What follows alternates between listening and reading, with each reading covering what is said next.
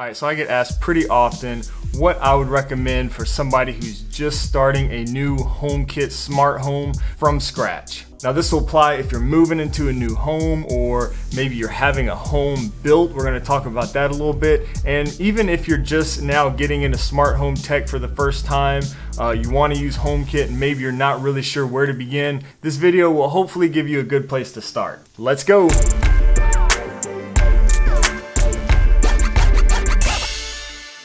Yo, what's up guys? Thanks so much for joining me today. If this is your first time here, welcome. My name is Shane and on this channel I'm building an easy smart home using Apple's HomeKit platform with new videos dropping every Sunday right here. So as I mentioned today, I just want to share with you my tips and suggestions for anybody who may be wanting to start a new HomeKit smart home from scratch. Now there's really two routes you can go when you're creating a smart home. You can actually have everything installed and integrated professionally, so you can actually hire somebody who will come in and set up your smart home and integrate everything even into HomeKit. There's installers these days that will do that. This is definitely more of your kind of luxury, high-end kind of route. And then there's the sort of mainstream consumer do-it-yourself route. And that's what this channel really is about, and that's what we're gonna be focusing on here today. Today's video is sponsored by Hoobs. Hoobs is an out-of-the-box system that allows you to connect over 2,000 different accessories to HomeKit. For example, I'm able to expose certain products to HomeKit that I otherwise wouldn't be able to because they don't natively support HomeKit. Setup is super easy and the Hoobs team offers great support. Check out the link below for more information, and thanks to Hoobs for sponsoring today's video. Alright, so if you're here watching this, you've probably already tackled the first and maybe one of the most important steps, and that is determining which smart home platform you want to use. Of course, this channel we focus entirely on HomeKit, so this video is for you guys who have decided you want to use HomeKit, you want to go all in and set up a HomeKit smart home.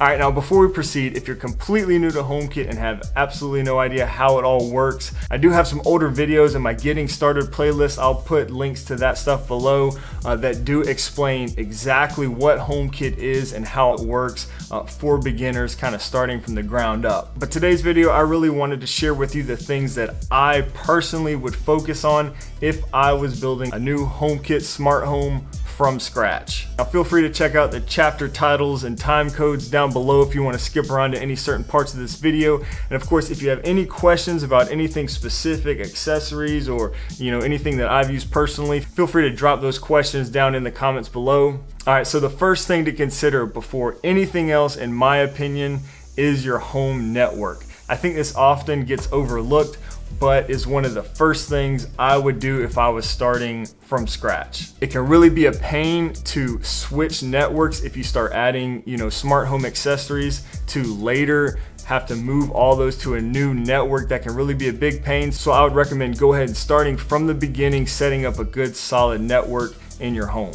Now, if you're lucky enough to be building a new home, I personally would do something like having Cat 6 Ethernet, run to every room into the house so you have those connections. And sometimes houses do have Ethernet run throughout the house anyway, so check into that and see if that's something that's available to you. If you don't have Ethernet wired throughout your house, that's okay. I don't either here at my house. You just need to make sure that you have good Wi-Fi coverage throughout your home. And for that, personally, I like and recommend using a mesh Wi-Fi system. So with a mesh Wi-Fi, you typically have your main router, and then you have these extra little satellites or access points that you can kind of place throughout your home, creating a good solid Wi-Fi network across your home from one corner to the other. So that's going to be really important in setting up a smart home in the long run.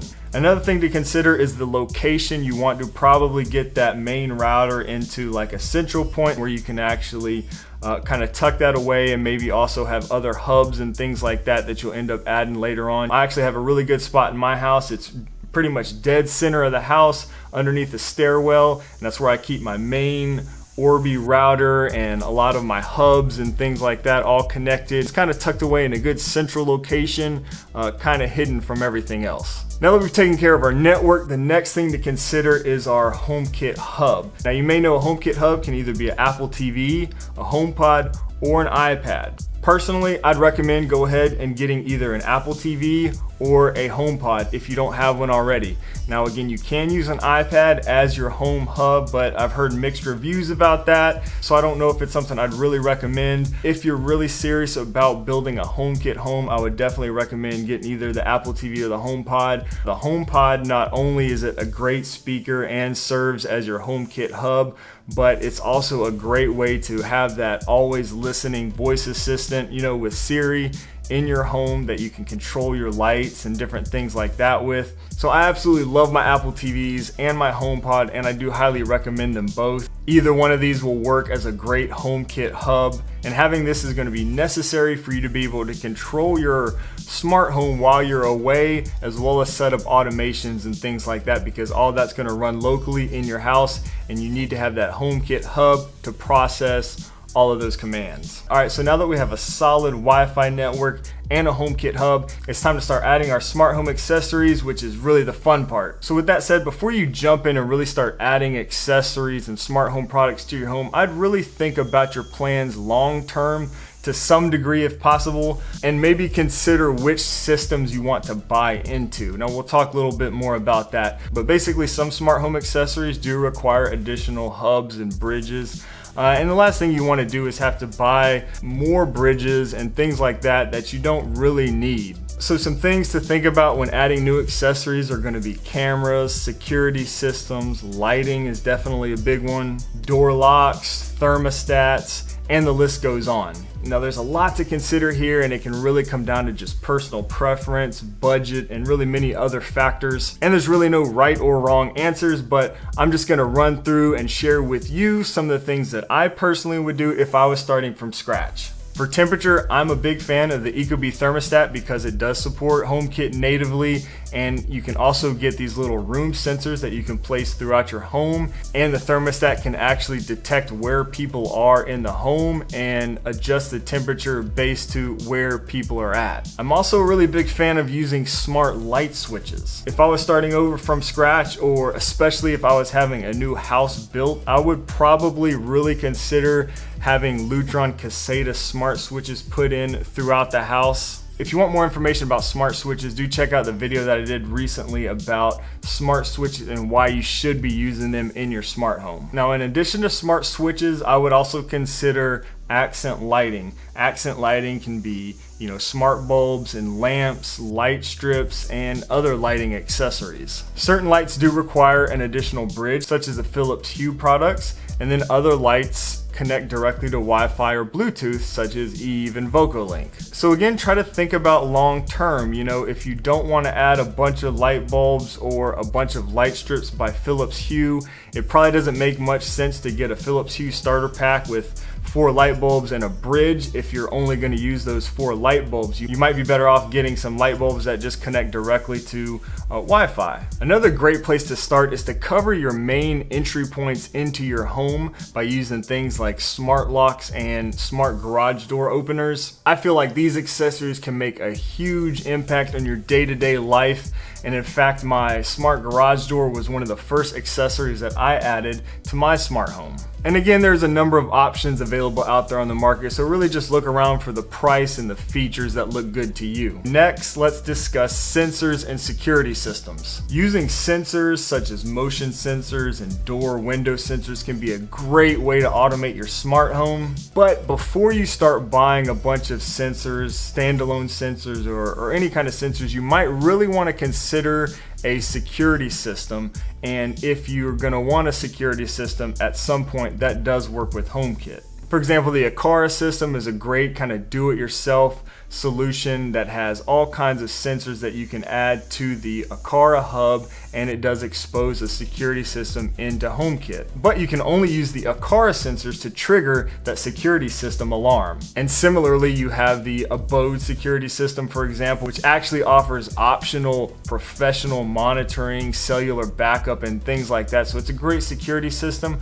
But again, the Abode sensors are the only sensors that will trigger that security system in HomeKit. So in short, if you're considering getting a bunch of these kinds of sensors, you might first want to consider what kind of security system you're gonna get if you're gonna get one, and just get the sensors that will work with that security system. And speaking of security, that leads us to cameras. Now these days there are more and more options for good HomeKit cameras on the market. Personally, if I was buying a new camera today, I would only get cameras that support the HomeKit Secure Video feature. That's just a feature that I look for personally when buying a new HomeKit camera. Now some cameras will require a base station, such as the Eufy outdoor cameras, and then other cameras will connect directly to Wi-Fi, such as the Eve Cam and the Logitech Circle View cameras. Now there's really no right or wrong answer here. It's just best to consider your setup and what's important to you. For example, some cameras such as the Eufy outdoor cameras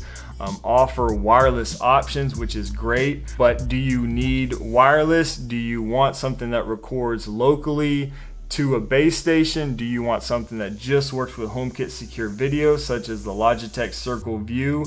Do you have an outlet available near the camera? Because that's going to be an important factor. So it's best to kind of look at your setup overall and really think through what you're going to want long term. And that leads me to one final tip for anybody who may be building a new home or having any kind of serious remodeling done, and that is to consider your electrical outlets. So if I was building a new house today, not only would I have, Cat 6 Ethernet run throughout the house, but I'd also have power outlets put in convenient places for all of my accessories. Having convenient power outlets can make your life much easier for things like cameras, light strips, under your kitchen cabinets or behind your TV, and even things like a smart kitchen sink. Most of these accessories are going to require an outlet, and the last thing we want is these long power cords running all across our new home. So I hope these tips give you some good things to think about as you're setting up a new HomeKit setup. Again, start with establishing a solid Wi-Fi network throughout your home,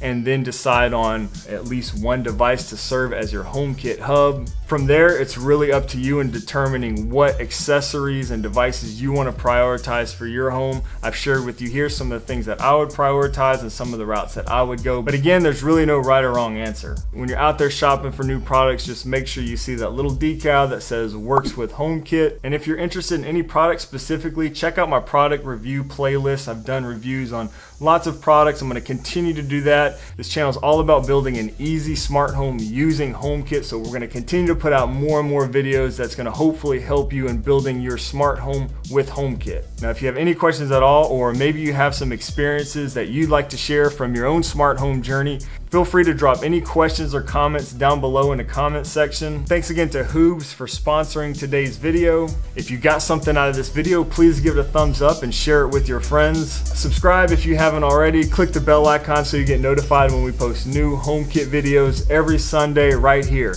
Thank you guys so much for joining me again this week, and until next time, we'll see y'all later.